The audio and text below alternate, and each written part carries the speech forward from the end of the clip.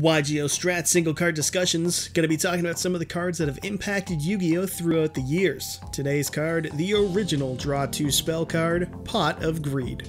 Pot of Greed was first released in Legend of Blue Eyes in 2002, Yu-Gi-Oh's debut set in North America and Europe. Notable reprints of the card include Starter Deck Yu-Gi Evolution in 2004, Duelist Pack Kaiba in 2010, the Legendary Collection 3 Yugi's World in 2012, and Yugi's Legendary Decks in 2015. Pot of Greed is one of the few cards to be on the first ever limited list in this game's history, with it going to 1 in May of 2002. It stayed there for 3 years before being banned in the October 2005 Forbidden Limited list, where it has stayed ever since. A normal spell card, its effect reads: draw 2 cards. Yeah, that's it, draw 2 cards. Pot of Greed has the shortest card text in all of Yu-Gi-Oh! With just 13 characters in total, a card that says so little, but does so much. Pot of Greed's kind of a funny one, because to newer, inexperienced players it might seem underwhelming at most. It just draws cards, but that's big.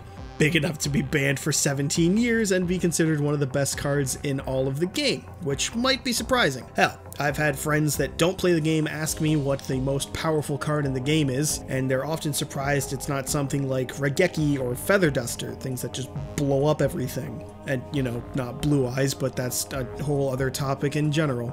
They don't expect that the best card in the game would be something like this, or Graceful Charity, or Painful Choice. Now, those two can have videos on their own, but in terms of Pot of Greed, it's simple enough to explain.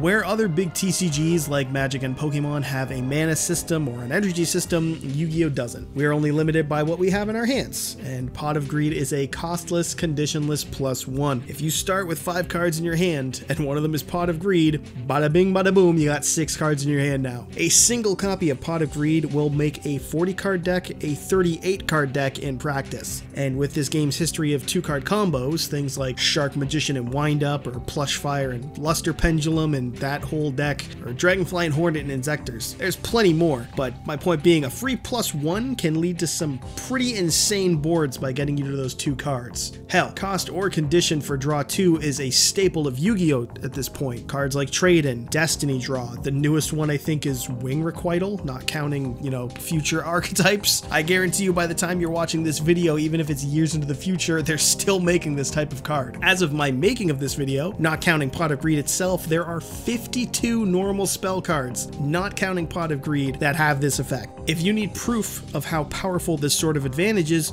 look no farther than cards like Pot of Extravagance or Pot of Desires. They both are just Pot of Greed, but with a cost. And a free card is good enough that players will banish 20 to 40% of the extra deck, or a quarter of their main deck, just to get one. And they're right to. Yu-Gi-Oh! Is a card advantage game. There's a reason people ash Desires and Extravagance, and it's because I'm not letting my opponent draw an extra free card when they're playing something like Sword Soul or any other top tier meta contender whenever you're watching this. Dealing with those first 5 cards is trouble enough, let alone with a 6th. Now, I have seen people of the opinion that since it is a generic +1 for every deck, it's not a problem and can come back. It's not an opinion I see often, but I see it enough, and it's wrong. That is the wrong opinion, there's no other way to put it, because yes, while every deck can and would play it, not every deck would see it in every duel. And even with things like Ash Blossom in the game, the player who gets to resolve Pot of Greed first is probably going to be ahead of their opponent for the rest of the game and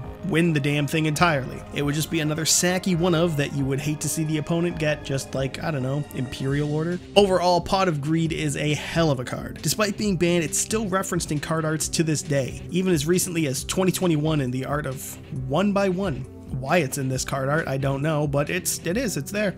That's not to mention all the new versions of the same effect that this game continues to see throughout the years. It's one of the few cards that's more or less universally agreed to be permanently on the ban list, which is fitting for a card that's been on the Forbidden and Limited list since its inception. And that's our look at single card discussions, Pot of Greed. Stay tuned for our next video, and feel free to suggest some cards to review or type of video you'd like to see. Don't forget to like and subscribe, and I'll see you next time on YGO Strats.